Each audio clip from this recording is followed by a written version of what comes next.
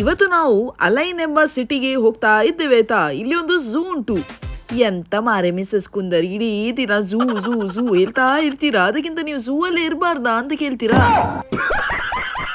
ನಾನು ಹೇಗೆ ಪ್ರಾಣಿಗಳನ್ನು ನೋಡಿ ಓಡಿ ಹೋಗ್ತೇನೆ 1 ಕಿಲೋಮೀಟರ್ ಅಷ್ಟೇ ಹತ್ತಿರ ನನ್ನ ಮಗಳು ಹೋಗ್ತಾಳಾಯ್ತಾ. ನನ್ನ ಮಗಳಿಗೆ ಪ್ರಾಣಿಗಳಂದ್ರೆ ತುಂಬಾನೇ ಇಷ್ಟ. ಮಗಳ ಇಷ್ಟ ನನಗೆ ಕಷ್ಟ, ಆದ್ರೆ ಸ್ವಲ್ಪ ಮನಸ್ಸು ಗಟ್ಟಿ ಮಾಡಿ ಹೋಗುದು ಮಾರೆ ಪ್ರಾಣಿಗಳನ್ನು ನೋಡ್ಲಿಕ್ಕೆ. ಮಕ್ಕಳು ಇದ್ದಲ್ಲಿ ಎಂತ ಉಳಿತದಲ್ಲ. ಇಲ್ಲಿ ನೋಡಿ ಅಂತೆ ನೀರನೇದು ಹಲ್ಲು ಸಹ ಉಳಿಲಿಲ್ಲ. ಅಲ್ಲಿ ಸ್ಪೀಕರ್ ಹಾಕಿದ್ದಾರೆ ಆಯ್ತಾ. ಇವರಂತೂ ತುಂಬಾ ಜಾಣೆ.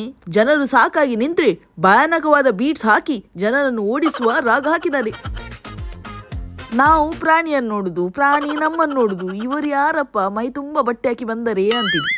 ಇಲ್ಲಿ ನೋಡಿ ಅಂತೆ ಬಾತುಕೋಳಿ ಸ್ಟ್ಯಾಚ್ಯೂ ಆಗಿ ಬಿಟ್ಟಿದೆ ನಮ್ಮನ್ನು ನೋಡ್ತಾ ನೋಡ್ತಾ.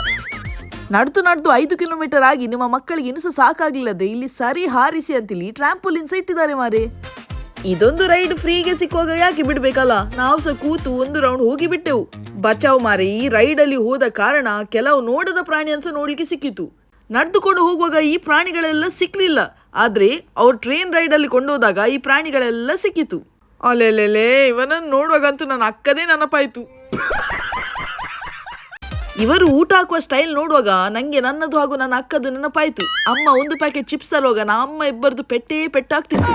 ಹಾಗೆಯೇ ಇವರು ಸಹ ಊಟ ಹೇಗೆ ನೋಡಿ ಬಿಡಿಸಿ ಬಿಡಿಸಿ ಹಾಕ್ತಿದ್ದಾರೆ ದೂರ ದೂರ. ಯಾವ ಪ್ರಾಣಿ ಸಹ ಜಗಳ ಮಾಡುದು ಬೇಡ ಅಂತೇಳಿ.